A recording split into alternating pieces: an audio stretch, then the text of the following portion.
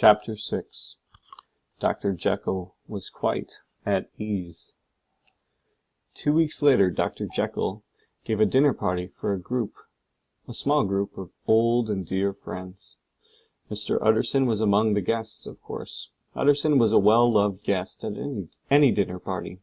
He was especially welcome at the end of the evening. Hosts enjoyed his dry wit and careful manner. The lawyer provided a calm break after a talkative dinner party. On that night in particular, Utterson made certain to stay after the others. He waited by the fire until everyone had left. Dr. Jekyll took a seat across from Utterson. He was a large, fit, smooth-faced man of 50. He used to lead conversations and discussions in a lively manner. Lately, however, he preferred to listen quietly. Over the past year or so, Jekyll had grown more distant. He was colder and more removed. Some thought he appeared judgmental. They criticized him whenever he was not at a social function or dinner party. As a result, Jekyll became less and less social. His friends often remarked how rarely they saw him. There was a time when they had seen each other once a week, but now several months often passed without seeing the doctor. On this night, however, he seemed like his old self. He had a relaxed smile across his face when talking to Utterson. They sat drinking their tea before the fireplace. "I've been wanting to speak to you, Jekyll," Utterson began. "You know that will of yours?" "My poor Utterson," Jekyll said.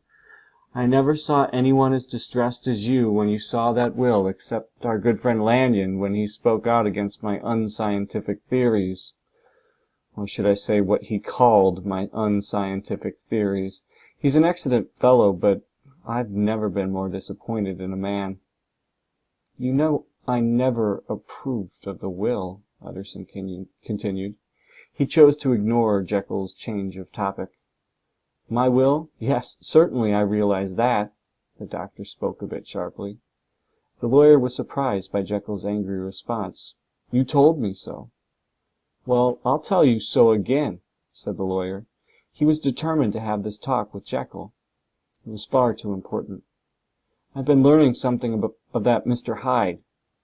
The large, handsome face of Dr. Jekyll grew pale. "I do not care to hear more," he said.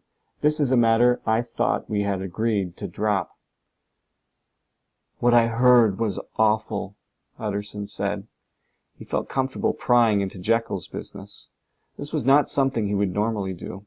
Utterson was a popular lawyer among certain members of society because he did not ask too many questions. He did his job without digging too deeply into his clients' lives and actions. Jekyll was more than a client, though. He was Utterson's oldest and dearest friend.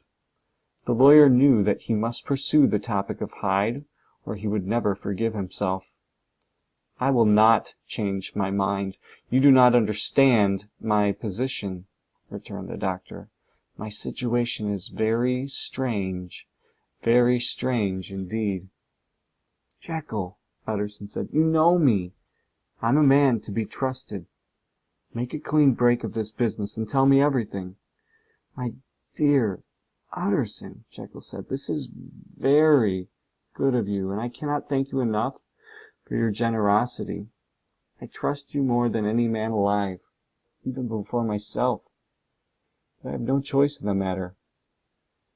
I'll put your mind at ease, though. I can be rid of Hyde whenever I choose." Jekyll sat straight up in his chair. He looked his friend in the eye. The force of his stare seemed familiar to the lawyer. Utterson wondered where he had seen it before. "If you can be rid of Hyde at any moment," Utterson said, leaning forward in his chair, "then I beg that you do so now." He tried to keep his voice calm, but it was hard to hide his concern. "Please, Jekyll, you must end your relationship with Hyde." "I thank you for your concern, but remember that this is a private matter." "Please let it go," Jekyll said. Utterson turned his gaze to the fire. For a moment. "I have no doubt you are perfectly right," he said at last. Utterson decided there was nothing he could do. He would have to trust his friend in this matter. He stood up to walk away. "There is one point I hope you understand," Jekyll added. "I have great interest in Hyde, a very great interest. He told me that you met near the laboratory door the other week. I fear that he was rude to you. I'm very sorry for that. He's a difficult man, I know, but I need your word that you will honor the terms of the will. If I should die or disappear, please see that Hyde receives what is rightly his. It would be a weight off my mind if you promised." "I can't pretend that I shall ever like him," Utterson said. The lawyer wondered if he would ever get his friend back. He wondered if Jekyll was now lost to this man Hyde. "I don't ask that," Jekyll pleaded. "I only ask for justice. I only ask that you help him for my sake when I'm no longer here." Utterson heaved a big sigh. "I promise."